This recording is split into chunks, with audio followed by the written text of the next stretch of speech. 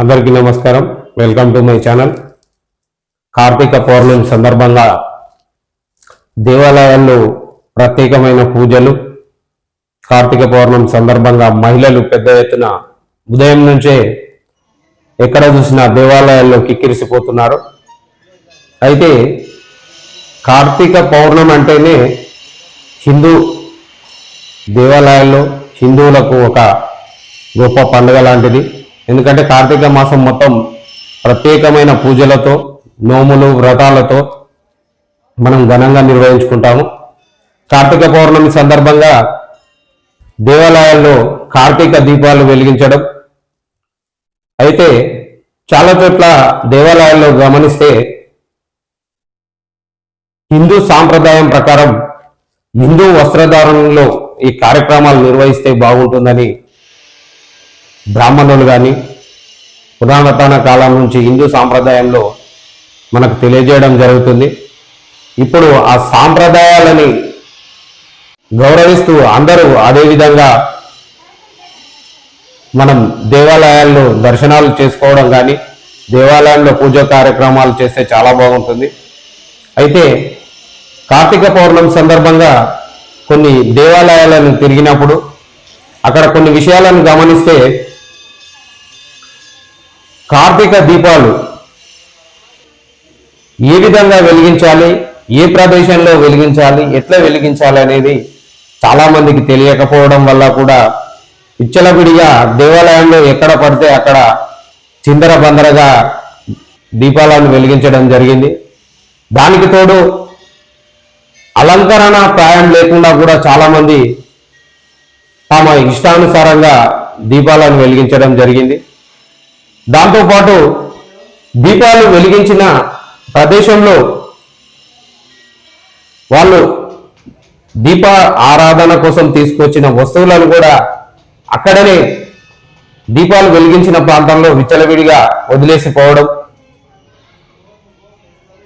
ఇంకా దేవాలయం ప్రాంతంలో మనకంటూ ఒక ప్రదేశం ఉంటుంది.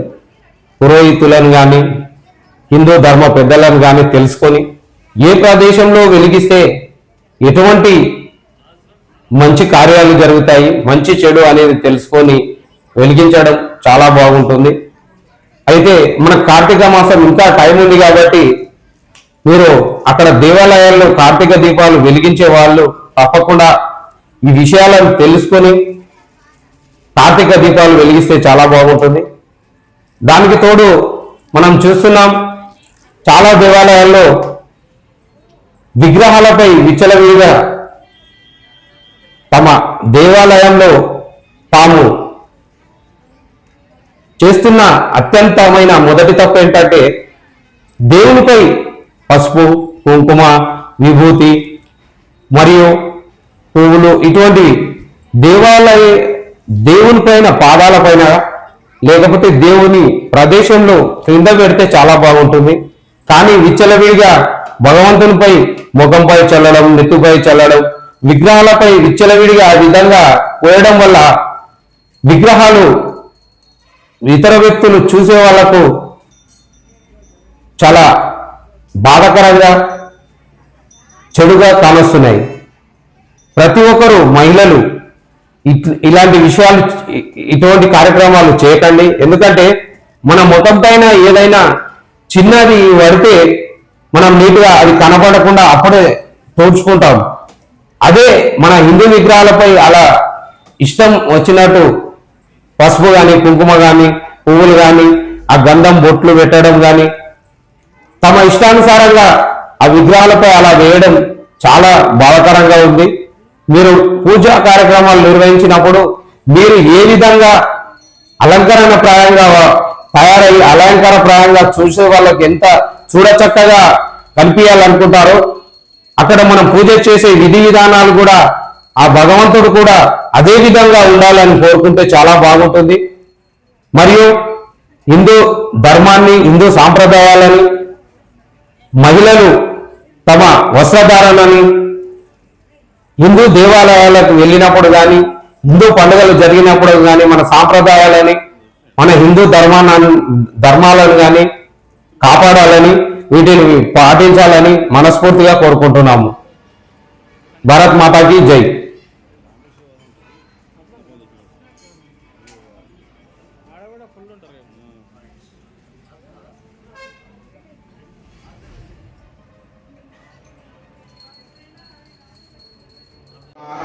उदाक्षन्तेश्वरजनीनां साध्ये स्वादना तीव्रां तीव्रेण अमृतेन मधुमतीं मधुमतां देवेभ्यः अभिषेकं निल्पल्पने जరుగుతుంది श्री परमेश्वरार्पणमस्तु शुभाभिषेकबलसिद्धिरस्तु विभूतेश अनन्तरं